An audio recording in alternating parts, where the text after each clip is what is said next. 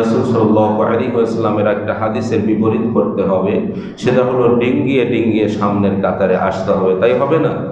দুইটা আমরা ভুল করছি। একটা হলো আমরা প্রথম দিকের কাতারের মর্যাদাকে আমরা অবমূল্যায়ন করছি, আর দ্বিতীয় ভুল করছি সেটা হলো বাধ্য হয়ে যারা পরে আসছেন তারা সামনের কাতার খালি দেখে ডিঙ্গিয়ে ডিঙ্গিয়ে আসতে হবে, যেটা আল্লাহ রাসূল সাল্লাল্লাহু আলাইহি ওয়াসাল্লাম নিষেধ করেছেন। আল্লাহ রাসূল সাল্লাল্লাহু আলাইহি ওয়াসাল্লাম এমনও বলেছেন যে জুমার দিনে যখন খতিব প্রদান করবেন তখন কেউ কারো সঙ্গে কথা বলতে পারবে না, এমনকি কাকর নিয়ে খেলাও করতে পারবে না। একনিষ্ঠভাবে একাগ্র চিত্রে খতিবের কথা শুনতে হবে মনোযোগের সাথে। পরস্পর কথাও বলা যাবে না কোনো কিছু নিয়ে। এখন তো কাকর মসজিদের ভিতরে নেই, এখন মোবাইল রয়েছে, অনেকে মোবাইল নিয়ে খেলা করেন, অনেকে মোবাইল দেখেন, প্রদর্শন করেন, এটাও তারা করে থাকেন, এটাও হাদিসের বিপরীত। এই জন্য আমরা যারা মুমিন হিসাবে নিজেদেরকে পরিচয় দিই, যারা মুসলিম হিসেবে পরিচয় দিই, আমাদের মনে রাখতে হবে যে আমাদের জন্য প্রত্যেকটি সওয়াবই গুরুত্বপূর্ণ। বলেন ঠিক নয়? সব সময় আমাদের চাইতে হবে যে আমরা আল্লাহ সুবহানাহু ওয়া তাআলার নির্দেশিত পথে চলব, তার রেজামন্দি হাসিল করব, রাসূলুল্লাহ সাল্লাল্লাহু আলাইহি ওয়াসাল্লামের নীতিকে, তার আদর্শকে আমরা গ্রহণ করব, সদা সর্বদা আমরা এটাকে ফলো করার চেষ্টা করব ইনশাআল্লাহ। আল্লাহ সুবহানাহু ওয়া তাআলা আমাদেরকে তৌফিক দিন, আমরা বলি আমিন।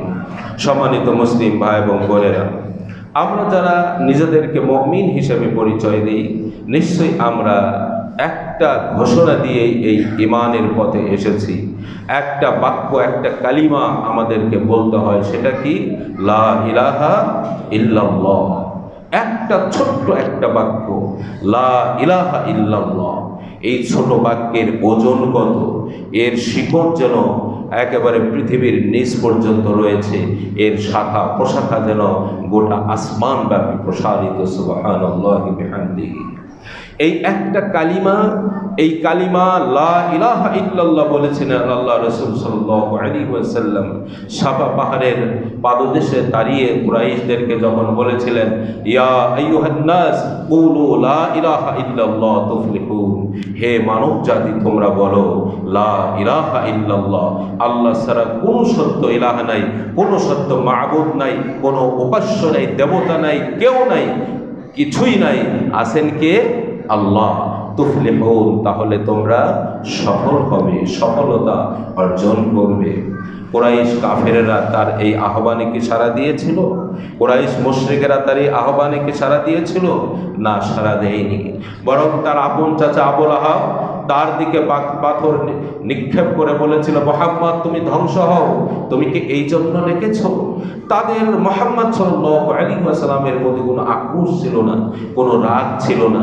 মুহাম্মদ সাল্লাল্লাহু আলাইহি ওয়াসাল্লামকে তারা আপন হিসাবে তারা সম্মান করত, শ্রদ্ধা করত, স্নেহ করত। তার প্রমাণ যখন কাবা পুনর্নির্মাণ করা হয়, হাজরে আসওয়াদকে দূরে সরিয়ে রাখা হয়েছিল। কে এই হাজরে আসওয়াদকে আবার তার পূর্বের স্থানে স্থাপন করবে, প্রতিস্থাপন করবে? এই নিয়ে কুরাইশদের ভিতরে যখন রক্তাক্ত সংঘাতের একটা অবস্থার সৃষ্টি হলো, তাদের ভিতরে এক মুরব্বী বলল, আগামীকাল যেই কাবার ভিতর থেকে বের হবে সে যা ফয়সালা করে দিবে আমরা এটা মেনে নেব। দেখা গেল যুবক মুহাম্মদ ইবনে আব্দুল্লাহ, তখনই তিনি রিসালাত পাননি, নবুয়াত পাননি, তিনি আগে কাবার ভিতর থেকে বের হচ্ছেন। সব যারা মাতব্বর ছিল, যারা সর্দার ছিল, তারা দেখে উৎফুল্ল হয়ে গেল, আব্দুল্লাহর ছেলে মুহাম্মদ এসেছে, আমরা তার এই ফয়সালা মেনে নেব। সুবহানাল্লাহ। মুহাম্মদ সাল্লাল্লাহু আলাইহি ওয়াসাল্লাম বললেন, একটা চাদর নিয়ে আসুন। চাদর নিয়ে আসা হলো। সেই চাদরের উপরে তিনি হাজরে আসওয়াদটা রাখলেন। এরপর কুরাইশ সর্দারদের বললেন, আপনারা সবাই এই চাদরের অংশ ধরুন। তারা ধরলেন, সবাই মিলে ধরে এখন হাজরে আসওয়াদ যেখানে রয়েছে সেখানে আনলেন। মুহাম্মদ সাল্লাল্লাহু আলাইহি ওয়াসাল্লাম নিজ হাতে চাদর থেকে উঠিয়ে ওটা তার সেই নির্দিষ্ট জায়গায় রেখে দিলেন। সুবহানাল্লাহ। যুবক অবস্থায় এত বড় বড় মাতব্বর আবু লাহাব, আবু জাহেল, উতবা, শাইবা, ওয়ালিদ বিন মুগিরা, উমাইয়া ইবনে খালফের মতো এত বড় বড় যারা সর্দার ছিল, যারা রাজনীতিবিদ ছিল, যারা গোটা আরবকে পরিচালিত করত, তারা এই যুবক মুহাম্মদের এই ফয়সালাকে মেনে নিলেন। সুবহানাল্লাহ। এজন্য মুহাম্মদ সাল্লাল্লাহু আলাইহি ওয়াসাল্লামকে তারা অনেক আদর করত, অনেক ভালোবাসত বলেই তাকে উপাধি দিয়েছিল as-সাদিক, সত্যবাদী। ভালোবাসত বলেই তারা উপাধি দিয়েছিল আল আমিন, বিশ্বাসী। কিন্তু মুহাম্মদ সাল্লাল্লাহু আলাইহি ওয়াসাল্লাম যখন একটা কালিমার দাওয়াত দিলেন, এত কথা তিনি বলেননি, শুধু বলেছেন ইয়া আইয়ুহান নাস কুলু লা ইলাহা ইল্লাল্লাহ তুফলিহুন, হে মানব জাতি তোমরা বলো আল্লাহ ছাড়া কোনো ইলাহা নেই, সত্য কোনো মাবুদ নাই, কোনো উপাস্য পাওয়ার কেউ নেই, উপাসনা পাওয়ার কেউ নাই। যেই লাত, মানাত, উজ্জা, হবল, আসিফ, নাইলা নামীয় যেই দেবতাগুলোকে তোমরা উপাসনা করছো, তারা এর ভিতরে ছিল, এগুলোর আর উপাসনা করা যাবে না। এটা তিনি এত বিস্তারিত বলেননি, শুধু বলেছেন ইয়া আইয়ুহান নাস কুলু লা ইলাহা ইল্লাল্লাহ তুফলিহুন, হে মানব জাতি তোমরা বলো আল্লাহ ছাড়া কোনো ইলাহা নাই, তাহলে তোমরা সফল কাম হবে। এটা তারা মেনে নিল না, বরং এই কালেমার বিরোধিতা করলো। আর মুহাম্মদ সাল্লাল্লাহু আলাইহি ওয়াসাল্লাম এই কালেমার দাওয়াত দিতে থাকলেন। মক্কায় 13 বছরে এই সংঘাত হলো। মুহাম্মদ সাল্লাল্লাহু আলাইহি ওয়াসাল্লাম এই কালিমার দিকে, তাওহীদের কালিমার দিকে আহ্বান জানালেন, মুশরিকদের বিরোধিতা করতে লাগলো। মুহাম্মদ সাল্লাল্লাহু আলাইহি ওয়াসাল্লামের কিছু সাথী হলো, তিনি মক্কা থেকে মদিনায় হিজরত করে চলে গেলেন। সেখানে 10 বছরের ভিতরে গোটা জাজিরাতুল আরবে এই কালিমার বিজয় হয়ে গেল। সুবহানাল্লাহ। কালিমা একটা বিপ্লব সাধন করে ফেলল। যেখানে মূর্খতা ছিল, যেখানে জাহিলিয়াত ছিল, যেখানে ছিল পৌত্তলিকতাবাদ, যেখানে অগ্নির উপাসনা করা হতো, মূর্তির পূজা করা হতো, যেখানে ইহুদি ধর্ম ছিল, খ্রিস্টান ধর্মের জয়যাত্রা ছিল, সেই জায়গায় আল্লাহর তাওহীদ প্রতিষ্ঠিত হয়ে গেল, কালিমা প্রতিষ্ঠিত হয়ে গেল। ওয়া কালিমাতুল্লাহি হিয়াল উলিয়া, আল্লাহর কালিমাকে মহান আল্লাহ বুলন্দ করে ফেললেন। সুবহানাল্লাহ।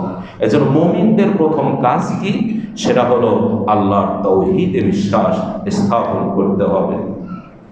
আল্লাহ সুবহানাহু ওয়া তাআলা বলেন ওয়াকাযা রাব্বুকা আল্লা তা'বুদু ইল্লা ইয়্যাহু ওয়া বিল ওয়ালিদাইনি ইহসানা, যে এটা তোমার রব ফয়সালা করে দিয়েছেন যে তোমরা একমাত্র তারই ইবাদত করবে, তাকে ছাড়া অন্য কারো ইবাদত করবে না। ওয়া বিল ওয়ালিদাইনি ইহসানা, এরপরে পিতামাতার সাথে সদাচরণ করতে হবে। এক নম্বরে কি? লা তা'বুদু ইল্লা ইয়্যাহু, আল্লাহ ছাড়া আর কারো ইবাদত করা যাবে না, কারো গোলামি করা যাবে না, উপাসনা কারো করা যাবে না। এমনকি আমরা প্রত্যেকটি সালাতে যে সূরা ফাতিহা পড়ি, আমরা বলি ইয়্যাকা না'বুদু ওয়া ইয়্যাকা নাস্তাঈন, হে আল্লাহ একমাত্র তোমারই ইবাদত করি, ও তোমারই দাসত্ব করি, তোমারই গোলামি করি। ওয়া ইয়্যাকা নাস্তাঈন, আর কেবলমাত্র শুধুমাত্র তোমার কাছেই আমরা সাহায্য প্রার্থনা করি। আমরা এটা স্বীকারোক্তি দিই। আগে আমরা আল্লাহর প্রশংসা করি, আলহামদুলিল্লাহি রাব্বিল আলামিন, সকল প্রশংসা সেই আল্লাহর জন্য যিনি বিশ্ব জগতের রব, প্রতিপালক, আর রহমানির রহিম, যিনি সর্বপ্রদাতা, পরম করুণাময়, মালিকি ইয়াউমিদ্দিন, যিনি বিচার দিবসের মালিক। এই স্বীকৃতি দেওয়ার পর এরপরে আমরা আমাদের অভিপ্রায় কি, আমাদের করণীয় কি, আমরা কি চাচ্ছি, এটা আমরা বলি ইয়্যাকা না'বুদু ওয়া ইয়্যাকা নাস্তাঈন, একমাত্র কেবলমাত্র শুধুমাত্র তোমারই দাসত্ব করি। ইবাদত অর্থ কি? গোলামি করা, দাসত্ব করা, সব কিছু বিনা বাক্য ব্যয়ে এটা মেনে নেওয়া, এটাই হলো দাসত্ব, গোলামি করা। আর কি? একমাত্র তোমার কাছেই সাহায্য চাই, তোমার কাছেই আমরা সাহায্য প্রার্থনা করি, অন্য কারো কাছে আর কিছু চাই না। এখন কেউ বলতে পারেন আমরা তো পিতামাতার কাছে চাই, আমরা তো বসের কাছে চাই, আমরা তো নেতার কাছে চাই। আসলে এই চাওয়ার ভিতরে এটা মনোভাব পোষণ করতে হবে, এই নেতা, এই বস, এই পিতামাতা, এরা দেওয়ার কোনো ক্ষমতা নাই। দেওয়ার ক্ষমতা একমাত্র কার? আল্লাহ। আল্লাহ সুবহানাহু ওয়া তাআলা যদি চান, তাহলে পিতামাতা বা বস বা নেতা বা যিনি মালিক এই কোম্পানির বা এই প্রতিষ্ঠানের, তিনি দিতে পারেন। আল্লাহ রাসূল সাল্লাল্লাহু আলাইহি ওয়াসাল্লাম বলেছেন, তোমাদের যদি জুতার ফিতা চাওয়ারও প্রয়োজন পড়ে সেটাও আল্লাহর কাছে চাও। সুবহানাল্লাহ। কার কাছে চাইতে হবে? আল্লাহর কাছে চাইতে হবে। আল্লাহ সুবহানাহু ওয়া তাআলা কোরআনুল কারীমে সূরা লুকমানে আমাদের জন্য শিক্ষা দিয়েছেন। ইয ক্বালা লুকমানু লিইবনিহি ওয়া হুয়া ইয়াইযুহু ইয়া বুনাইয়া লা তুশরিক বিল্লাহ ইন্নাশ শিরকা লাযুলমুন আযীম। লোকমান যখন তার সন্তানকে উপদেশ দিতে গিয়ে বললেন, ইয়া বুনাইয়া, হে আমার আদরের সন্তান, লা তুশরিক বিল্লাহ, তোমরা আল্লাহর সাথে কাউকে শরীক করো না। এই আল্লাহর সাথে শরীক করা কি? এটা সবচেয়ে বড় জুলুম। কারণ তিনি আমাদের স্রষ্টা, তিনি আমাদের খালিক, তিনি সৃষ্টি করেছেন, তিনি আমাদের রাজ্জাক, তিনি রিজিক দাতা, তিনি আমাদের রব, তিনি প্রতিপালন করছেন, তিনি আমাদের ইলাহ। একমাত্র ইবাদত পাওয়ার, উপাসনা পাওয়ার মালিক হচ্ছেন তিনি। সুতরাং তার সাথে এই তুচ্ছ সৃষ্টিজীবের কোনো তুলনা করা যাবে না। তাকে যেভাবে সম্মান জানাতে হয় ওই রকম সম্মান তার সৃষ্টির কাউকে করা যাবে না। তাকে যেভাবে শ্রদ্ধা জানানো হয়, তার যেভাবে আইন ও কানুন মানতে হয়, তার যেভাবে হুকুম মানতে হয়, এরকম হুকুম, এরকম আইন ও কানুন অন্য কারো মানা যাবে না। এটা মানলেই শিরক হয়ে যায়। এই জন্য বলা হয়েছে, ইন্নাশ শিরকা লাযুলমুন আযীম, নিশ্চয় শিরক হচ্ছে সবচেয়ে বড় জুলুম আল্লাহ সুবহানাহু ওয়া তাআলার প্রতি। এই জন্য আল্লাহর সাথে কাউকে শরীক করা যাবে না।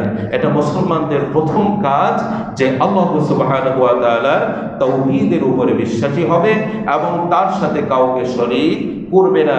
শরীক করলে কি পরিণতি হবে এটা নিশ্চয়ই আপনারা জানেন, অনেক আলোচনা শোনেন। কারণ আমাদের এই মানহাজের মূল কাজই হলো মানুষকে তাওহীদের দিকে আহ্বান জানানো, সহিহ সুন্নাহর দিকে আহ্বান জানানো এবং শিরক, কুফর ও বিদআত থেকে মানুষকে মুক্ত রাখার জন্য নসিহা করা। এটাই আমাদের কাজ। আপনারা শুনে থাকেন, জেনে থাকেন। এই জন্য শিরকের ভয়াবহ পাপ থেকে যেই শিরকের গুনাহ আল্লাহ সুবহানাহু ওয়া তাআলা মাফ করবেন না, তিনি সূরা নিসার 48 নম্বর আয়াতে কারিমায় বলেছেন, ইন্নাল্লাহা লা ইয়াগফিরু আইয়ুশরাকা বিহি ওয়া ইয়াগফিরু মা দুনা যালিকা লিমান ইয়াশা। নিশ্চয়ই আল্লাহ শিরকের গুনাহ মাফ করবেন না, তিনি ইচ্ছা করলে অন্য গুনাহ মাফ করে দিতে পারেন। এইজন্য শিরক করা যাবে না। ইন্নাহু মান ইউশরিক বিল্লাহ ফাকাদ হারামাল্লাহু আলাইহিল জান্নাহ ওয়া মাওয়াহুন নার।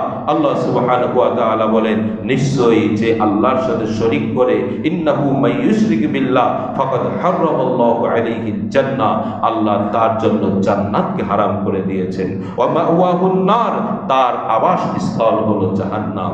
নাউযু বিল্লাহি মিন যালিক। আল্লাহ সুবহানাহু ওয়া তাআলা আমাদেরকে শিরকের ভয়াবহতা থেকে আমাদেরকে হেফাজত করুন। আমরা বলি আমিন।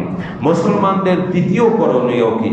এটা আল্লাহ রাসূল সাল্লাল্লাহু আলাইহি ওয়াসাল্লাম তিনি বলে দিয়েছেন বা তিনি শিক্ষা দিয়েছেন।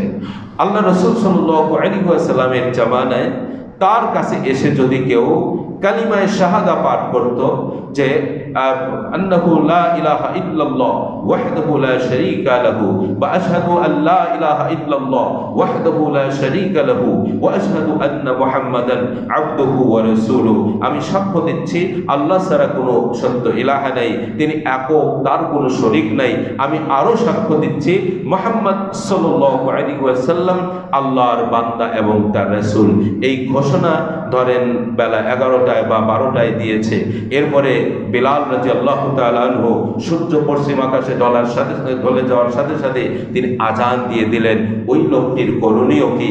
ওকে গোসল করে পবিত্র হয়ে ওই নবমুসলিম যে কালেমা শাহাদা পাঠ করলো একটু আগে, তাকে সুন্দর করে ওযু করে অন্য মুসলমানদের কাছ থেকে শিখে ওযু করে অন্য মুসলমানদের সাথে মসজিদে নববীতে এসে কাঁধে কাঁধ, পায়ে পা মিলে তাকে দাঁড়িয়ে সালাত আদায় করতে হতো। সম্মানিত মুসলিম ভাই এবং বোনেরা, কেউ যদি এটা না করত এখন প্রশ্ন আসতে পারে, ও তো এখনই একটু আগেই কয়েক মিনিট আগে সে কালেমা শাহাদা পাঠ করে মুসলিম হয়েছে, ও তো সূরা ফাতিহা জানে না, ও তো অন্য কোনো সূরা বা আয়াত জানে না, ও তো আত্তাহিয়াত জানে না, ও তো তাসবিহ তাহলিল জানে না, ও তো দরুদ ইব্রাহিম জানে না, তাহলে ও কিভাবে সালাত আদায় করবে? হ্যাঁ, ও জানে না। তারপরেও যেহেতু সে কালিমা শাহাদা পাঠ করে, যেহেতু আল্লাহর তাওহীদকে বিশ্বাস করে এবং শিরকিয়াতকে বাতিল হিসাবে ঘোষণা করে মুহাম্মদ সাল্লাল্লাহু আলাইহি ওয়াসাল্লামের রিসালাতকে মেনে নিয়ে এই ঘোষণা দিয়েছে মানুষের সামনে, ওর উপরে এখনই আজান হয়ে যাওয়ার কারণে ওর উপরে ফরজ হয়ে গিয়েছে অন্যদের সাথে সালাত, রুকু, সিজদা একইভাবে আদায় করে, যদিও সে সূরা ফাতিহা জানে না, যদিও সে অন্য কোনো কিছুই জানে না। আমি কি ভাই বোঝাইতে পারলাম? তার উপরে ফরজ হয়ে গিয়েছে, এখন তাকে আর সালাত থেকে দূরে থাকতে পারবে না। এটাই মুসলমানদের প্রথম আমল, প্রধান আমল। যারা ইসলাম গ্রহণ করবে, যারা কালিমা শাহাদা পাঠ করবে আর ঘোষণা করার পরে যদি সে মুসলমান হয়ে থাকে, যদি সে আল্লাহর তাওহীদে বিশ্বাস করে থাকে, যদি সে নিজেকে মুমিন হিসেবে ঘোষণা দিয়ে থাকে, ওর জন্য আর জায়েজ নাই সালাত আদায় না করে ও বাইরে সে ঘোরাফেরা করবে, সে আর ব্যবসা বাণিজ্যে লিপ্ত হবে, সে আর তার নিজের কাজকর্মে লিপ্ত হবে, সে আর পণ্ডিতগিরি করবে, সে ভাষণ দিতে থাকবে, সে আর আড্ডা দিবে, বিভিন্ন ভাবে সময় নষ্ট করবে, বাজান কানে আসার পরেও সে বিছানায় শুয়ে থাকবে, তার জন্য এটা আর বৈধ নয়। হ্যাঁ, ঘুমের ভিতর থাকার কারণে যদি সে আজান না শুনতে পায়, যদি সে ওয়াক্তের ভিতরেও না উঠতে পারে, আল্লাহ সুবহানাহু ওয়া তাআলা তাকে মাফ করে দিবেন। কিন্তু শর্ত হলো সে ঘুম থেকে উঠেই সেই সালাতটি আদায় করবে। যদি না কেউ তাকে না জাগিয়ে দেয়, যদি না সে ঘুম থেকে না উঠতে পারে, একটা মাত্র কাজ বা একটা মাত্র আপনার ক্ষমতা রয়েছে বা এই সুযোগ রয়েছে পুরুষের জন্য, সামর্থ্যবান পুরুষের জন্য ঘুমিয়ে যাওয়া। যে জাগতে পারে না, আরেকটা রয়েছে, সেটা হলো উন্মাদ হয়ে যাওয়া, পাগল হয়ে যাওয়া। এছাড়া তার যদি বিবেক থাকে, সে যদি আহত হয়ে ঘরে পড়ে থাকে, হাসপাতালেও থাকে, সে যদি নড়াচড়া নাও করতে পারে, তাও তারপরেও তাকে সালাত ত্যাগ করার কোনো সুযোগ নাই। এটা মুসলমানদের কাজ, এটা কোনো ভাই খেলা বিষয় নয়। আজকে আমরা কোথায় সেই মুসলমান, কোথায় সেই মুমিন, কোথায় সেই মুসলিম নারী, মুসলিম পুরুষ, যুবক যুবতী, তরুণ তরুণী, কিশোর কিশোরী, যাদের সালাতের বয়স হয়ে গিয়েছে?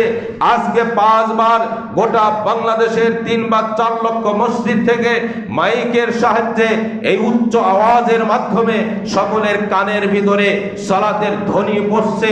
আল্লাহু আকবার, আল্লাহু আকবার ধ্বনি সে শুনতে পায়, আশহাদু আল্লা ইলাহা ইল্লাল্লাহ এই ধ্বনি সে শুনতে পায়, আশহাদু আন্না মুহাম্মাদার রাসূলুল্লাহ এই ধ্বনি সে শুনতে পায়, হাইয়া আলাস সালাহ, হাইয়া আলাল ফালাহ, সালাতের জন্য এসো, কল্যাণের জন্য এসো।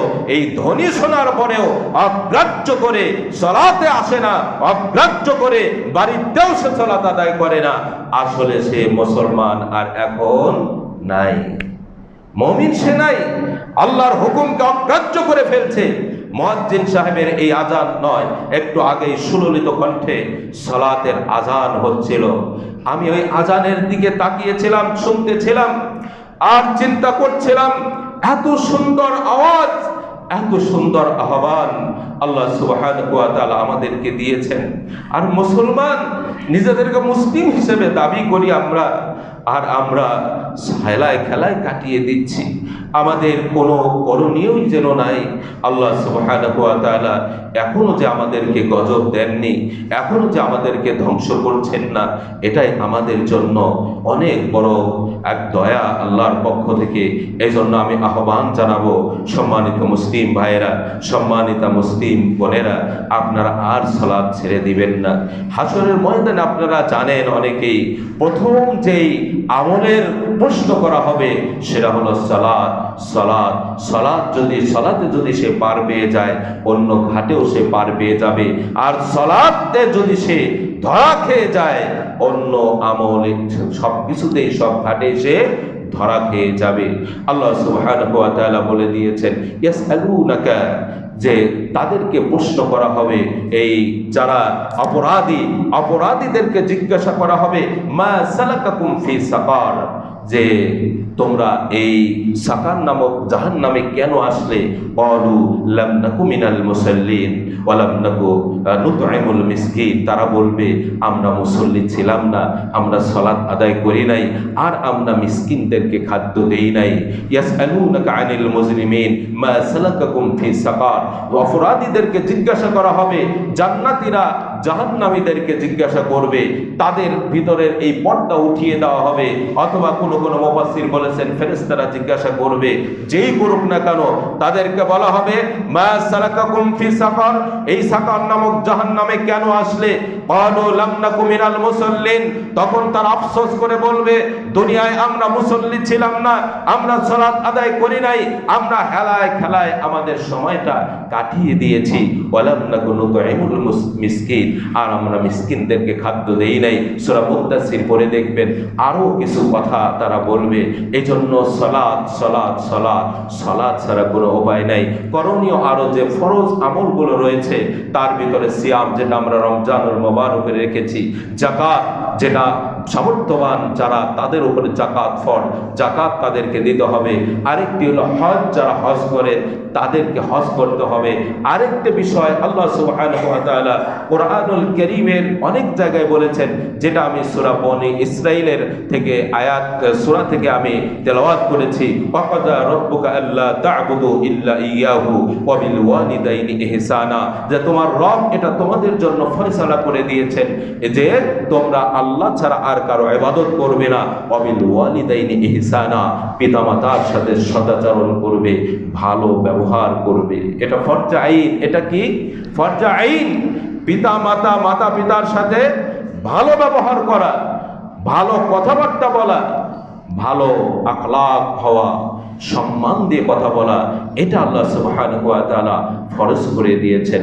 ইম্মা ইয়াবলুগান্না ইনদাকাল কিবারা আহাদুহুমা আও কিলাহুমা ফালা তাকুল লাহুমা উফফিউ, যে এই পিতামাতার ভিতরে তারা উভয়ে বা একজন যদি বার্ধক্য উপনীত হয়, তাহলে তাদের সামনে তোমরা ঘাড় ঝাঁকি দিয়ে কথা বলবে না। ইম্মা ইয়াবলুগান্না ইনদাকাল কিবারা আহাদুহুমা আও কিলাহুমা ফালা তাকুল লাহুমা উফফিউ, তাদের সামনে উফ শব্দ উচ্চারণ করবে না, আহ শব্দ উচ্চারণ করবে না। ওয়ালা তানহারহুমা, আর তাদের সামনে মাথা ঝাঁকি দিয়ে কথা বলবে না, তেজ দেখাবে না। অকুল লাহুমা কাওলান কারীমা, যদি কথা বলো তাহলে সম্মান দিয়ে তাদের সাথে কথা বলো। সুবহানাল্লাহ। বিরক্ত হয়ে পিতামাতা যখন বৃদ্ধ হয়ে যায়, তাদের ভিতরে পেরেশানি আসে, সন্তানদেরকে বারবার একটা কথা বলতে থাকে, তখন বিরক্ত হয়ে কেউ বলে, মেয়ে বা ছেলে বেশি কথা বলো তুমি, এরকম কথা বলা কি জায়েজ আছে? নাই। আল্লাহ রাসূল সাল্লাল্লাহু আলাইহি ওয়াসাল্লাম বলেছেন, হুমা জান্নাতুকা ওয়া নারুকা, পিতামাতা তোমার জান্নাত, পিতামাতা তোমার জাহান্নাম। এরকম আরো অনেক হাদিস রয়েছে। আল্লাহ সুবহানাহু ওয়া তাআলা বলেন যে তাদের সামনে যদি তোমরা দাঁড়াও, নিতান্ত একেবারে ভদ্রতার সাথে নতজানু হয়ে তাদের সামনে দাঁড়াও। অকুল রব্বির হামহুমা কামা রব্বায়ানি সগীরা, আর বলো, হে আমাদের রব, হে আমাদের প্রতিপালক, তারা ছোটবেলায় যেভাবে আমাকে তারা স্নেহ মায়া মমতা দিয়েছে, আজকে তুমিও তাদের প্রতি সেরকম দয়া দেখাও। সুবহানাল্লাহ। এটা আমাদের মুসলমানদের জন্য করণীয়। মুসলমান সমাজে বৃদ্ধাশ্রম হবে না, ওল্ড হোম হবে না, যেটা আমাদের বাংলাদেশেও এখন হচ্ছে, যে পিতামাতা তার সন্তানকে বেশি টাকা পয়সা ব্যয় করে, বেশি পেরেশানির সাথে ভালো ভালো জায়গায় পড়ালেখা করিয়েছে, বড় ইঞ্জিনিয়ার করেছে, বড় ব্যবসায়ী করেছে, বড় ডাক্তার করেছে, বড় কিছু করেছে, সেই সংসারে অনেক পিতামাতা আর থাকতে পারছে না, তার আর জায়গা হচ্ছে না, তাকে বৃদ্ধাশ্রমে, ওল্ড হোমে তাকে রেখে আসা হচ্ছে।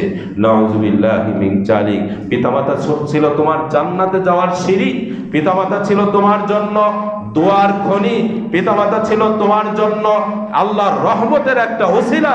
সেই পিতামাতাকে তুমি নিজের কাছে না রেখে তার খেদমত না করে, তাকে একটু ফলমূল খাইয়ে না দিয়ে, তার সাথে ভালো আচরণ না করে তুমি তাকে দূরে সরিয়ে রাখলে তোমার জন্য জাহান্নাম নির্ধারিত হয়ে গেল। সম্মানিত মুসলিম ভাই বোনেরা, মুসলমান যারা তারা সদা সর্বদা সত্য কথা বলবে। কি বলবে? সত্য কথা বলবে। আল্লাহ রাসূল সাল্লাল্লাহু আলাইহি ওয়াসাল্লাম বলেছেন, মিথ্যা হলো সকল পাপের মূল মা। যে মিথ্যা বলতে পারে সে সব কিছুই করতে পারে। এই জন্য আল্লাহ রাসূল সাল্লাল্লাহু আলাইহি ওয়াসাল্লাম মুসলমানদের সাক্ষ্য গ্রহণ করতেন। আপনারা জানেন বিবাহের জন্য দুইজন সাক্ষীর সাক্ষ্য গ্রহণ করতে হয়। একজন পুরুষ একজন মহিলা একসাথে আছে, দুইজন মুসলিম যদি বলে হ্যাঁ আমার সামনে তাদেরকে বিবাহ দেওয়া হয়েছে, তাদেরকে আপনার মোহরানা ধার্য করে বিবাহ দিয়ে দেওয়া হয়েছে, তাহলে ওটাই গ্রহণযোগ্য। এরপরে চারজন মুসলমান যদি সাক্ষ্য দেয়, আমরা দেখেছি এই নারী এবং পুরুষকে ব্যভিচার করা একেবারে পূর্ণরূপে দোয়াতের ভিতরে কলম রাখার মতো ব্যভিচার করা দেখেছি। আল্লাহর আইন হলো তাদেরকে যদি অবিবাহিত হয় 100টি বেত্রাঘাত করা, আর যদি বিবাহিত হয় তাহলে রজম করে তাদেরকে সঙ্গে সার করে দেওয়া, বুক পরিমাণ বা পেট পরিমাণ মাটিতে পুঁতে দিয়ে পাথর নিক্ষেপে তাদেরকে হত্যা করে ফেলা। চারজন মুসলমান যদি সাক্ষ্য দেয় এই বিষয়ে, এইরকম ব্যবসা বাণিজ্যের ক্ষেত্রে, এইরকম লেনদেনের ক্ষেত্রে, বিভিন্ন ক্ষেত্রে মুসলমানদের মুখের সাক্ষ্যকেই এটা প্রমাণিত হিসাবে ধরা হয়, কারণ মুসলমান মিথ্যা কথা বলতে পারে না। আমি কি ভাই বোঝাইতে পারলাম? মুসলমান শয়তানের প্ররোচনায় ব্যভিচার হয়ে যেতে পারে, মুসলমানের শয়তানের প্ররোচনায় অন্যর সাথে মারামারি করতে পারে, মুসলমান শয়তানের প্ররোচনায় হত্যা পর্যন্ত করে ফেলতে পারে। এর জন্য ভয়াবহ শাস্তির এহকালে এবং পরকালে নির্ধারিত রয়েছে।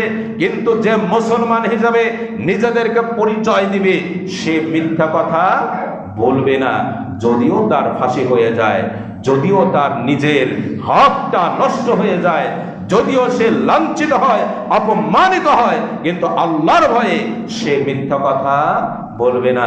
এখন বর্তমান অবস্থা কি সেরকম আছে? বলেন, একটু কথা যদি বলেন তাহলে আলোচনাটা আরো সুন্দর হয়, আরো নতুন নতুন দরকারি আলোচনা আসতে পারে। এই জন্য কথার 2-4 জন জবাব দিবেন আপনারা। মুসলমান এখন মিথ্যা কথা বলা যেন একটা ব্যাপারই না। আছে আদাই গোলাতে বলে আমি এখন বনগ্রাম আছি, যাচ্ছে কাজিরহাট বা সিরাজগঞ্জে যাচ্ছে বা ঢাকা যাচ্ছে, এটা মিথ্যা হয়ে গেল। এরপরে বন্ধু বান্ধবের সাথে বা কলিগের সাথে বা ব্যবসায়ী পার্টনারের সাথে যে কোনো জায়গায় মিথ্যা বলাকে এখন যেন কোনো ব্যাপারই মনে করছে না। নাউজুবিল্লাহি মিন যালিক। অথচ এটা কবিরা গুনাহ। এটা কি গুনাহ? কবিরা গুনাহ। এই মুসলমানদেরকে এই জন্য সত্য কথা বলতে হবে, আদালত ন্যায় পন্থায় থাকতে হবে, ন্যায় বিচার তাদেরকে করতে হবে, ইনসাফ করতে হবে। এটা মুসলমানদের করণীয়। আপনি বাড়ির প্রধান, আপনার ছেলে আছে, মেয়ে আছে, আপনার স্ত্রী আছে, আরো কেউ থাকতে পারে। তাদের ভিতরে যদি কোনো সমস্যা হয়, সেখানেও আপনাকে ইনসাফ করতে হবে, আদর করতে হবে, ন্যায় বিচার করতে হবে। শুধু আপনাকে জজ কোর্টের জজ হতে হবে না, ম্যাজিস্ট্রেট কোর্টের হাকিম হতে হবে না, শুধু আপনাকে হাইকোর্টের বিচারপতি, সুপ্রিম কোর্টের বিচারপতি হলেই যে আপনি বিচারপতি তা নন। আপনি আপনার বাড়ির ভিতরেও বিচারপতি হতে পারেন। ভাই, আমি কি বোঝাইতে পারলাম? আপনি একটা প্রতিষ্ঠানের প্রধান আছেন, আপনার অধীনে বেশ কিছু মানুষ আছে, কর্মকর্তা কর্মচারী আছে, তাদের ভিতরেও আপনি বিচারপতি হতে পারেন। আমাদের বাংলাদেশের মানুষের ভিতরে এই উপলব্ধি কম। তারা মনে করে যে শুধু ওই জজ কোর্ট বা হাইকোর্ট বা ম্যাজিস্ট্রেট কোর্ট ওরাই বিচারপতি, তা নয়। আপনিও বিচার করতে পারেন বা বিচার করতে হয়। এই বিচারের সময়ে আপনাকে ইনসাফ করতে হবে। পত্রিকায় দেখলাম যে সম্ভবত নওগাঁতে, আপনারা অনেকে দেখেছেন, 4 জন নিহত হয়েছে। পিতা মাতা এবং ছেলে মেয়েকে হত্যা করেছে। কেন হত্যা করার কারণ হলো আমরা ওখানে নিউজটা পড়ে দেখলাম, আল্লাহু আ'লাম, আল্লাহ ভালো জানেন, এই যাকে হত্যা করা হয়েছে তার বাবা আপনার 13 বিঘা সম্পত্তি সম্ভবত পুরাটাই ছেলেকে লিখে দিয়েছে, আর মেয়েদেরকে মাত্র 10% করে লিখে দিয়েছে। যার কারণে মেয়ের এক স্বামী তার সন্তানকে নিয়ে এবং আরো একজনকে নিয়ে আরো একটা মানে মেয়ের ওই পিতার মেয়ের সন্তানকে নিয়ে পরিকল্পিতভাবে এই মামাকে বা শ্যালক তাকে, তার স্ত্রীকে এবং ছেলে মেয়েকে হত্যা করে ফেলেছে। কেন এটা হলো? আপনি তো ন্যায় বিচারক হতে হবে আপনার। আল্লাহ সুবহানাহু ওয়া তাআলা মিরাসে আইন করে দিয়েছেন, ছেলে কয় ভাগ পাবে? 2 ভাগ। বলেন কয় ভাগ? 2 ভাগ। আর মেয়ে 1 ভাগ পাবে। আপনার সম্পত্তি আছে 13 বিঘা বা 14 বিঘা, আল্লাহর আইন অনুযায়ী এগুলো বন্টন হবে। আপনি কেন বেশি করে ছেলেকে দিবেন? কেন আপনি বেশি করে আপনার পুত্রকে দিবেন? এটা আমাদের বাংলাদেশে দেদার সেই কাজগুলো করছে। আল্লাহকে ভয় করুন, কবিরা গুনাহ হবে আপনার, আল্লাহর কাছে জবাব দিতে পারবেন না। আপনার ছেলেকে বেশি দেওয়ার কারণে বা স্নেহের কারণে, ভালোবাসার কারণে এক ছেলেকে বেশি দিলেন, আর এক ছেলেকে আপনি মাহরুম করলেন। আল্লাহকে ভয় করুন, আল্লাহর কাছে আপনি কি জবাব দিবেন? আপনি জবাব দিতে পারবেন না। আল্লাহ রাসূল সাল্লাল্লাহু আলাইহি ওয়াসাল্লাম বলেছেন, কেউ যদি কারো হক মারে তাহলে তার বিচারটা পরে হবে। তার এই যে জমিন মেরে দিবে বা কাউকে বঞ্চিত করবে, ওই জমিনটা তার কাঁধের উপরে তুলে দেওয়া হবে। যতদিন বিচার না হবে এই জমিন সে বহন করতে থাকবে, অপমানিত লাঞ্ছিত অবস্থায় বহন করতে থাকবে, এরপরে তাকে জাহান্নামে নিক্ষিপ্ত করা হবে। এই ভুলটা করা যাবে না, আদল আপনাকে করতে হবে। যার কারণে ওরা মেরে ফেললো, ওই 4 জনও নিহত হলো, আবার যারা মারলো ওরাও তো অ্যারেস্ট হয়েছে, ওদেরকেও হয়তো ফাঁসির কাস্টে ঝুলতে হবে। দেখেন, এক পিতা ভুল করার কারণে কতগুলো জীবন নষ্ট হয়ে গেল। এটা মুসলমানদের করণীয় কাজ, যে যার যে প্রাপ্য আপনি তাকে তাই দিতে হবে। এরকম মিরাস নিয়ে খুতবা হওয়া দরকার। মুসলমানদের একটা খুতবাই হবে শুধু মিরাসের বন্টন নিয়ে, যে পিতাকে কতটুকু পাবে, যদি স্ত্রী মারা যায় স্বামী, বা পুত্র কতটুকু, কন্যা কতটুকু, কার অংশ কেমন হবে, এটার কেন প্রয়োজন, এটার আপনার আল্লাহর হুকুম কি, রাসূল সাল্লাল্লাহু আলাইহি ওয়াসাল্লামের হুকুম কি, বারের বিপরীত করলে কিরকম ভয়াবহ পরিণতি হতে পারে এহকাল বা পরকালে, এটা মুসলমানদের জানা প্রয়োজন। আপনি এখন আপনার ক্ষমতা আছে বলে, রাষ্ট্রীয় আইন আছে বলেই আপনি মেয়েদেরকে বঞ্চিত করে ছেলেদেরকে লিখে দিয়ে গেলেন, বা এক ছেলেকে বেশি লিখে দিলেন, আর এক ছেলেকে মাহরুম করলেন। ও নিভৃত চোখের পানি ফেললো, দীর্ঘ একটা শ্বাস ফেললো। আপনি পিতা হয়েছেন বলে কি হলো? আপনাকে জাহান্নামে নিক্ষিপ্ত হতে হবে। সম্মানিত মুসলিম ভাই এবং বোনেরা, আমাদের সময় শেষ হয়ে আসছে। এরকম আল্লাহ সুবহানাহু ওয়া তাআলা যেই দায়িত্বগুলো দিয়েছেন, যেই কাজগুলো করার নির্দেশ দিয়েছেন, এগুলো মুসলমানদেরকে জানতে হবে এবং জেনে এগুলো করে যেতে হবে। এটা মুসলমানদের কাজ। আমি যদি পরিচয় দিই আমি আহলুল হাদিস, আমি যদি পরিচয় দিই আমি সালাফি মানহাজের লোক, আমি সহিহ আকীদার লোক, কিন্তু আমার কাজটা হলো বিপরীত, এই পরিচয় আমার কোনো লাভ আছে ভাই? লাভ নাই। বরং এদের জন্য আরো বেশি প্রয়োজন কোরআনুল কারীম পড়ালেখা করে, আল্লাহ রাসূল সাল্লাল্লাহু আলাইহি ওয়াসাল্লামের সুন্নাহ পড়ে বেশি বেশি করে সঠিক আমল করা। এই কাজ এদের উপরে বেশি দায়িত্ব। সূরা হাশরের 7 নম্বর আয়াতে আল্লাহ সুবহানাহু ওয়া তাআলা বলেছেন, মা আতাকুমুর রাসূলু ফাখুযুহু ওয়া মা নাহাকুম আনহু ফান্তাহু।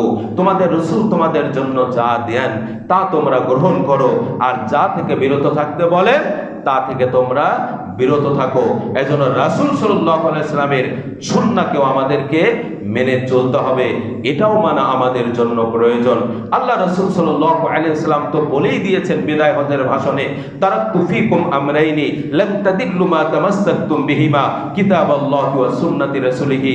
আমি তোমাদের জন্য 2টা জিনিস রেখে গেলাম, এই 2টা জিনিস যদি তোমরা আঁকড়ে ধরো তাহলে তোমরা কখনো গোমরা হবে না। একটা কিতাব আল্লাহ, আর একটা তার রাসূল সাল্লাল্লাহু আলাইহি ওয়াসাল্লামের সুন্নাহ অর্থাৎ হাদিস। এই 2টা জিনিস পালনের মাধ্যমে মুসলমানেরা পথ সঠিক পথে থাকবে, সিরাতুল মুস্তাকিমের ভিতরে থাকবে। আর যদি এটাকে না মেনে নেয়, যদি নিজের মন গড়া মতবাদ অনুযায়ী যদি চলে, নিজের শয়তানের প্রবৃত্তি অনুযায়ী যদি চলে, মানব রচিত আইন ও কানুন অনুযায়ী যদি নিজে এবং নিজের পরিবার পরিজন সমাজ রাষ্ট্র পরিচালনা করে, তাহলে সে আল্লাহর সাথে বিরোধিতা করলো, আল্লাহর রাসূল সাল্লাল্লাহু আলাইহি ওয়াসাল্লামের হুকুমকে সে অমান্য করলো। আল্লাহ রাসূল সাল্লাল্লাহু আলাইহি ওয়াসাল্লাম বলেছেন, সহিহ বুখারীতে এসেছে, হাদিসটি হয়তো অনেকবার শুনেছেন, কুল্লু উম্মতি ইয়াদখুলুনাল জান্নাহ। আল্লাহ রাসূল সাল্লাল্লাহু আলাইহি ওয়াসাল্লাম বলেছেন, প্রত্যেক উম্মতের সকলেই জান্নাতে যাবে, ইল্লা মান আবা, তবে আবা যে সে যাবে না। ক্বালু ইয়া রাসূলুল্লাহ, সাহাবায়ে কেরাম প্রশ্ন করলেন, হে আল্লাহর রাসূল, এই আবাটা এটা কারা বা কে? ক্বালা, আল্লাহ রাসূল সাল্লাল্লাহু আলাইহি ওয়াসাল্লাম বললেন, মান আতানি, যে আমাকে মানলো, আমার অনুসরণ করলো, দাখালাল জান্নাহ, সে আল্লাহর জান্নাতে যাবে। সুবহানাল্লাহ। ওয়া মান আসানি, আর যে আমার অবাধ্য আচরণ করলো, সেই হলো আবা, সেই হলো অবাধ্য, তার স্থান হলো জাহান্নাম। এই জন্য রাসূল সাল্লাল্লাহু আলাইহি ওয়াসাল্লামকেও আদর্শ হিসাবে, অনুকরণীয়, অনুসরণীয় হিসাবে আমাদেরকে মেনে চলতে হবে। আল্লাহ সুবহানাহু ওয়া তাআলা সূরা আহজাবের 21 নম্বর আয়াতে কারিমায় ইরশাদ করেন, লাকাদ কানা লাকুম ফি রাসূলিল্লাহি উসওয়াতুন হাসানা, তোমাদের জন্য অনুকরণীয়, অনুসরণীয় আদর্শ হচ্ছেন তোমাদের রাসূল। কে? আমাদের রাসূল সাল্লাল্লাহু আলাইহি ওয়াসাল্লাম। আমরা কার অনুসরণ করব বলেন তো একবার? কার? আল্লাহ রাসূল সাল্লাল্লাহু আলাইহি ওয়াসাল্লামের। যারা এখানে যুবক আছো, যারা তরুণ আছো, যারা ছোট ছোট বয়স্ক আবার এখানে রয়েছো, তাদেরকে এটা ভালোভাবে উপলব্ধি করতে হবে। আমরা কার আদর্শ মানব? আল্লাহ রাসূল সাল্লাল্লাহু আলাইহি ওয়াসাল্লামের আদর্শ আমাদেরকে মেনে চলতে হবে। রাসূল সাল্লাল্লাহু আলাইহি ওয়াসাল্লাম কি বলেছেন? আল্লাহ রাসূল সাল্লাল্লাহু আলাইহি ওয়াসাল্লাম আমাদের জন্য দুইটা ঈদ দিয়েছেন। কয়টা ঈদ দিয়েছেন? দুইটা ঈদ দিয়েছেন। একটা হলো ঈদুল ফিতর, আর একটা হলো ঈদুল আযহা। আমরা দেশীয় চল হিসাবে এখন তো আরো অনেক উৎসব পালন করি, তাই করি না? এই তো কয়েকদিন আগে বৈশাখী উৎসব উদযাপন হয়ে গেল গোটা বাংলাদেশে। ঘটা করে এত আলেম ওলামা তারা এত করে নসিহা করছে যে এই উৎসবে যাওয়া যাবে না, এটা বিজাতীয় কালচার, বিজাতীয় উৎসব, এর ভিতরে যাওয়া যাবে না। আমরা কি আমাদের যুবকেরা, আমাদের তরুণেরা, আমাদের যুবতী তরুণী যারা, তারা কি এর থেকে বিরত থাকতে পারছে?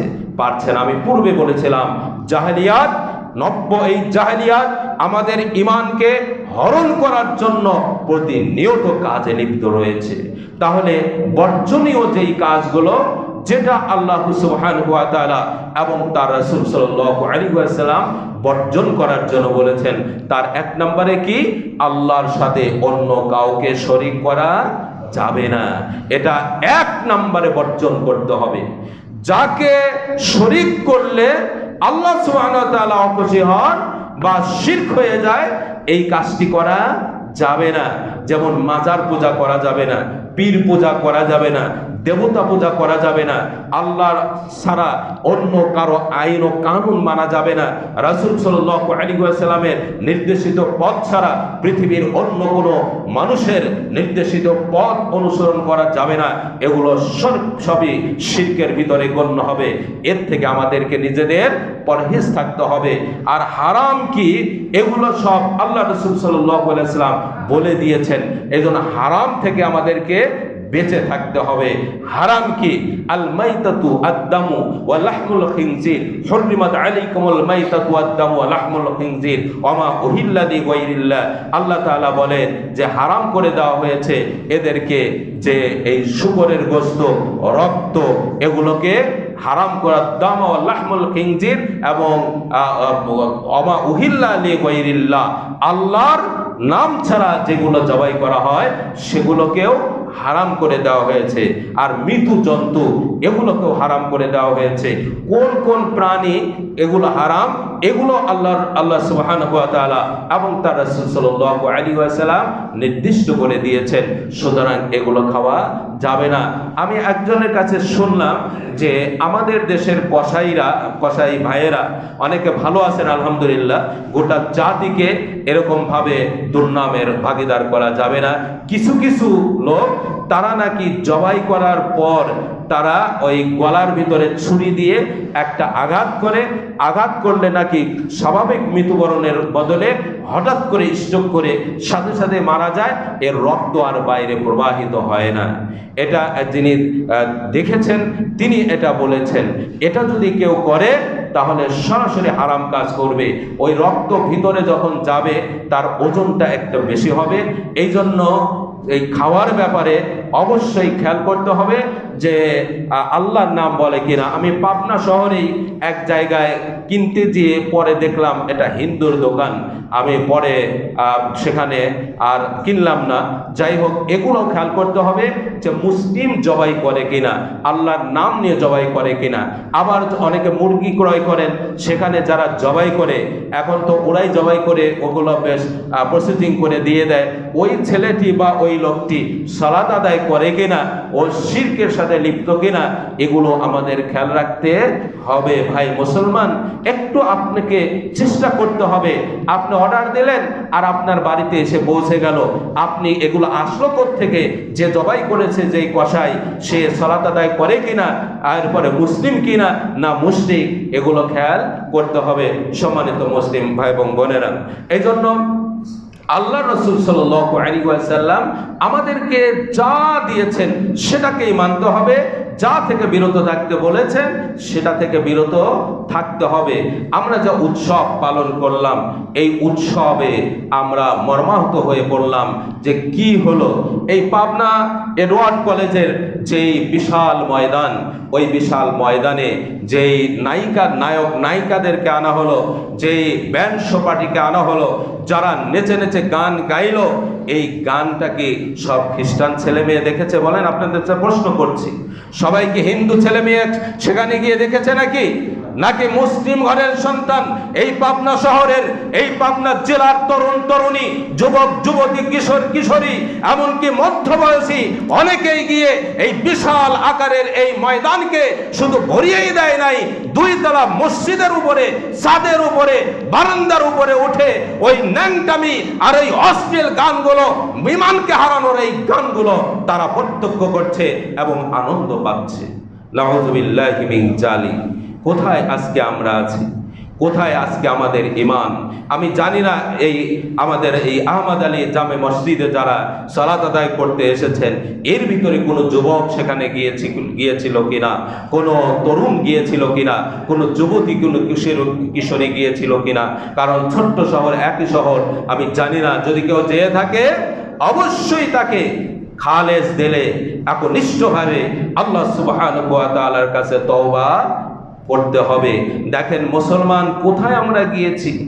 একজন খ্রিস্টান ব্যবসায়ী, তিনি কোটি কোটি টাকা খরচ করে এই শহরে এরকম আয়োজন তিনি করলেন, আর আমরা পিপিলিকার মতো, আমরা খাদ্য পিপিলিকা সেন্ট পেয়ে যেমন চলে যায় সেখানে, আমরা সেখানে আমাদের মুসলিম যুবক যুবতী সেখানে চলে গেল এবং প্রখর রৌদ্রে পহেলা বৈশাখের এই দিনে সেখানে নাচছে, গান গাচ্ছে, আনন্দ ফুর্তি করছে। নাউযুবিল্লাহি মিন যালিক। অথচ আল্লাহ রাসূল সাল্লাল্লাহু আলাইহি ওয়াসাল্লাম বলেছেন, মান তাশাব্বাহা বিকওমিন ফাহুয়া মিনহুম। যে ব্যক্তি অন্য জাতির সাথে নিজেকে সাদৃশ্য করলো, সে তাদেরই মধ্যেই গণ্য হলো। অর্থাৎ আপনি মুসলমান, আপনাকে একটা পরিপূর্ণ দিন দেওয়া হয়েছে, একটা ইসলাম দেওয়া হয়েছে। ইন্নাদ দীনা ইনদাল্লাহিল ইসলাম, আল্লাহর নিকটে একমাত্র দিন হলো ইসলাম। আল ইয়াউমা আকমালতু লাকুম দীনাকুম। আল্লাহ সুবহানাহু ওয়া তাআলা সূরা মাইদার 3 নম্বর আয়াতে বলেছেন, আমি এই দিনকে আমি পরিপূর্ণ করে দিলাম। আল ইয়াউমা আকমালতু লাকুম দীনাকুম, তোমাদের জন্য এই দিনকে আমি পূর্ণ করে দিলাম। ওয়া আতমামতু আলাইকুম নি'মাতি, আমার নিয়ামতকেও পরিপূর্ণ করে দিলাম। ওয়া রাযীতু লাকুমুল ইসলাম দীনা, আর ইসলামকে দিন হিসেবে আমি মেনে নিলাম। আল্লাহ সুবহানাহু ওয়া তাআলা একটা কমপ্লিট দিন আমাদেরকে দিয়েছেন, পরিপূর্ণ জীবন ব্যবস্থা দিয়েছেন। ও যুবক, ও যুবতী, ও তরুণ তরুণী, তোমাকে ইসলাম দিয়েছেন আল্লাহ সুবহানাহু ওয়া তাআলা, পরিপূর্ণ একটা দিন দিয়েছেন, একটা মহাগ্রন্থ আল কোরআনুল কারীম দিয়েছেন, একজন আদর্শ নেতা দিয়েছেন। তুমি এর ভিতরেই থাকো, এটাকে পড়ালেখা করো, তুমি বিশ্বজয়ী হতে পারবে। তুমি কেন ওদের ওই মুশরিকদের পিছনে দৌড়াচ্ছ? কেন তুমি বাতিলদের পিছনে দৌড়াচ্ছ? কেন তুমি সামান্য সময়ের বিনোদনের জন্য তোমার ঈমানকে তুমি হারা করছো? এটা করা যাবে না। এই গত রাত্রেই আমার কাশীনাথপুরে বাড়ির পাশে একটি মেয়ে, তার 10-11 বছরের একটি ছেলে রয়েছে, ঢাকাতে থাকতো, হাম হয়েছে। গত রাত্রে সে ইন্তেকাল করলো। বাড়ির পাশে ছোটবেলা থেকে বড় হলো। তবে তার বাড়িতে গেলাম, দেখলাম যে সেই একটা যে গোসল করায় তার উপরে পূর্ণ চাদর বা কাঁথা দিয়ে তাকে শোয়ায়ে রেখেছে। সেখানে আর কোনো ব্যক্তি নাই। ওই মেয়েটির এত প্রিয় ছিল বাড়ির লোকজনের, কিন্তু ইন্তেকাল করার পরে তার কাছে আর কেউ নাই। তার সকাল 9টায় জানাজা হলো, জানাজা দিলাম, এরপরে তাকে মাফুন করে আসা হলো।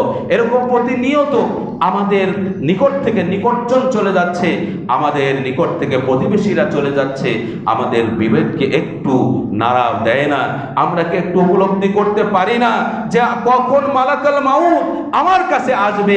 আমি তো অন্যের মতো খাটিয়ায় শায়িত থাকবো, আমার আর নড়াচড় করার কোনো শক্তি থাকবে না, আমার চোখের আর পলক ফেলতে পারবো না, জিহ্বা থাকলেও জিহ্বা দিয়ে কথা বলতে পারবো না, হাত থাকলেও মাকে বাবাকে আমি একটু স্পর্শ করতে পারবো না, আমার পা থাকবে তারপরেও আমি হাঁটতে পারবো না। আমাকে ওই অন্ধকার কবরে যেতে হবে। সেই দিনের ভয় আমাদেরকে করতে হবে। আল্লাহ সুবহানাহু ওয়া তাআলা বলেছেন, কুল্লু নাফসিন যায়িকাতুল মাউত সুম্মা ইলাইনা তুরজাউন। প্রত্যেক প্রাণীকে মৃত্যুবরণ করতেই হবে, এরপরে আল্লাহর কাছেই ফিরে যেতে হবে। আইনামা তাকুনু ইউদরিকুমুল মাউত ওয়ালাউ কুনতুম ফি বুরুজিম মুশাইয়াদা। সীসা নির্মিত সুদৃঢ় দুর্গেও যদি অবস্থান করো, মৃত্যু তোমাকে স্পর্শ করবেই করবে। সেই দিনের আমরা ভয় করি।